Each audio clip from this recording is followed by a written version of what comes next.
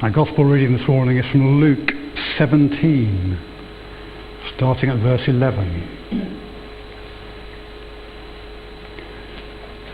Now on his way to Jerusalem, Jesus travelled along the border between Samaria and Galilee.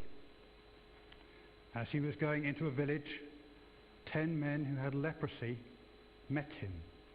They stood at a distance and called out in a loud voice, "Jesus, Master, have pity on us." When he saw them, he said, "Go, show yourselves to the priests." And as they went, they were cleansed. One of them, when he saw he was healed, came back, praising God in a loud voice. He threw himself at Jesus' feet and thanked him. And he was a Samaritan. Jesus asked, "Were not all 10 cleansed? Where are the other 9? Was no one found to return and give praise to God except this foreigner?" Then he said to him, "Rise and go. Your faith has made you well." This is the word of the Lord. Thanks be to God.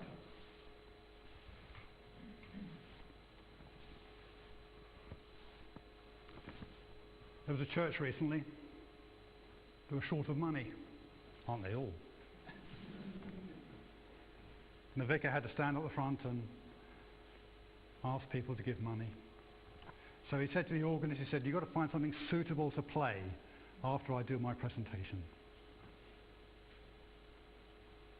So the vicar stood up and did his spiel about money, needing money for the roof and everything else. He says, "All those people who want to give £100 or more, stand up." And the organist played the national anthem.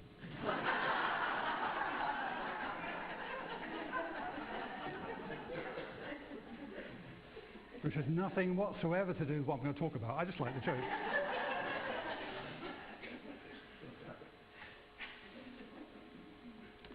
Our reading, as you probably heard, was from Luke. Luke was a doctor, you all know that.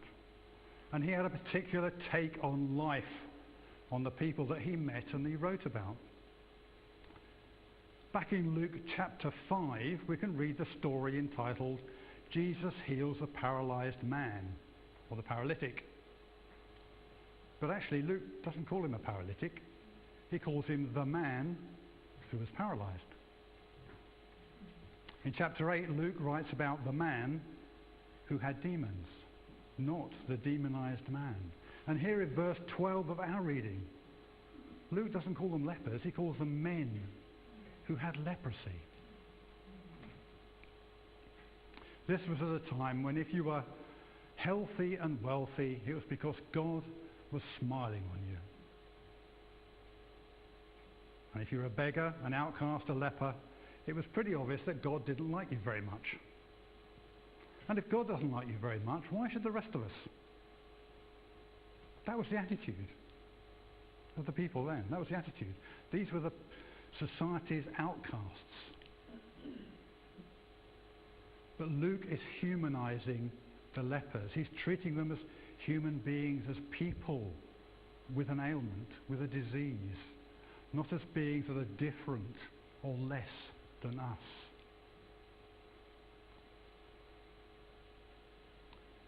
So anyway, these men who had leprosy were waiting by the road when Jesus came through on his way to Jerusalem. The text says he saw them. That's pretty obvious, isn't it?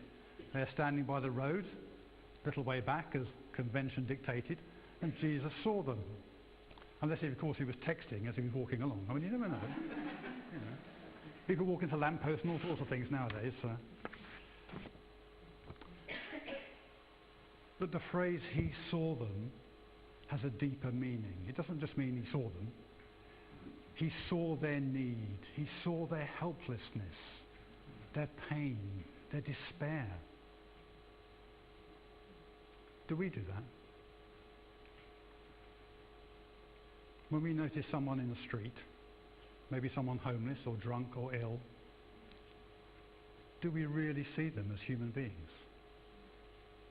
as people like us, only with a problem?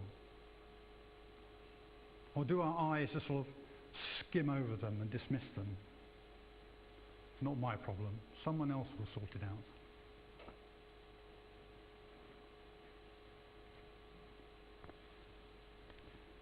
So to move the story on, these guys are near the road as Jesus walks by. They call out to him, "Have pity on us." But you know that pity doesn't do anything. You can be full of pity and it won't change a thing. But Jesus responds to them as if they'd asked for healing, because he saw them as human beings. He saw them as ordinary people, people with a problem that he could do something about.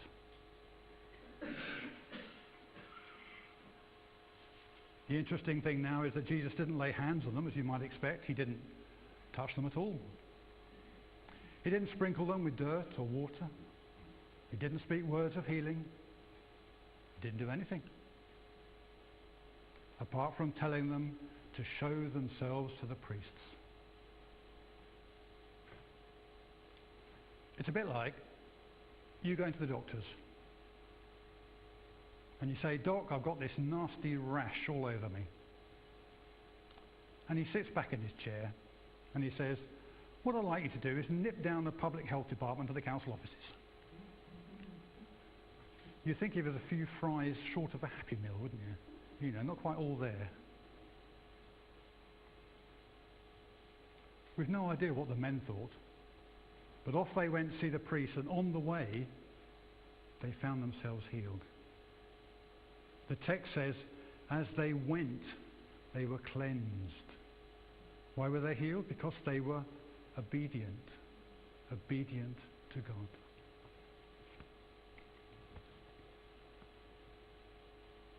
And then we come to the one guy out of the 10 who returned, praising God and thanking Jesus. 1 out of 10.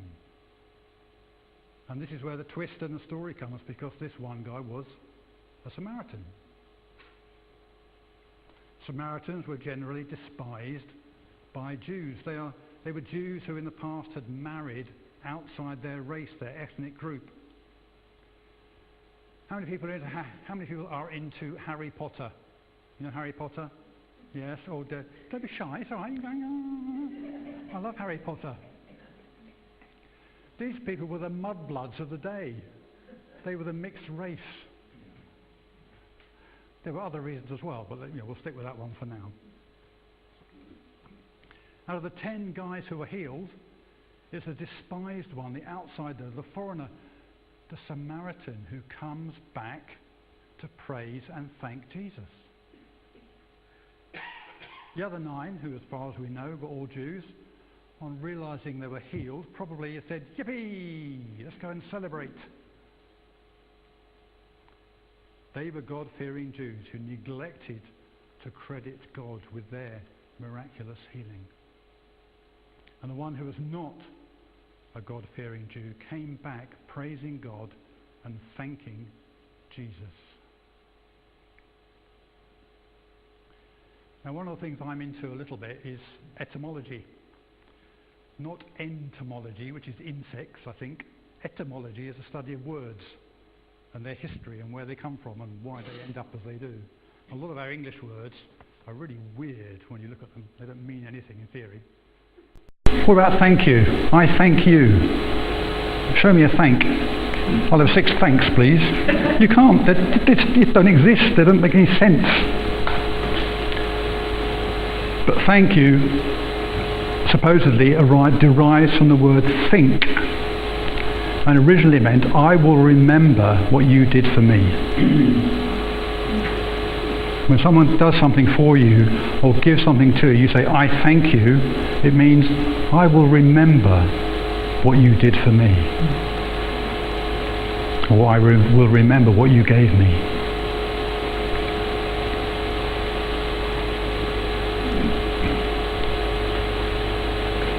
This story challenges us on various levels. It challenges us about how we treat those less fortunate than ourselves. Do we treat them as different?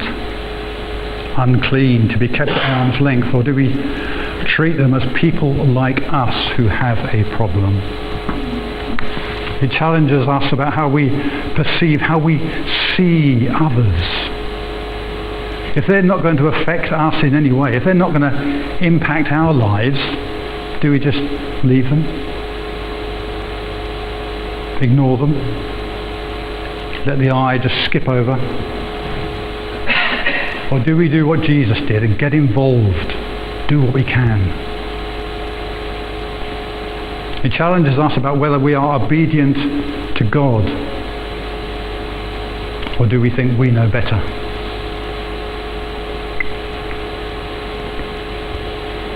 And lastly, it challenges us in regard to gratitude as an expression of faith. As God-fearing Christians, do we neglect to praise God and thank Jesus for the things we have in our lives? Do we accept the good things that happen to us as something we deserve? You know, these things happen. Do we regularly thank God for what we have? I'm sure we do. Just think of the things we do have. We have life. Life is a gift. Health is a gift. Friendship, love of family, and special friends is a gift.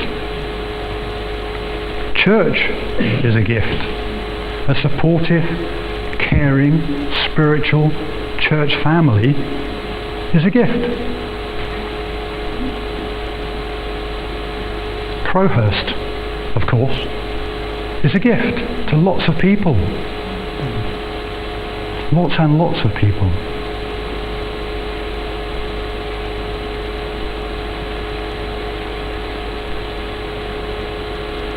Maybe in our prayers we should think about spending a bit less time asking and more time thanking, thinking and remembering what Jesus did for us. Amen.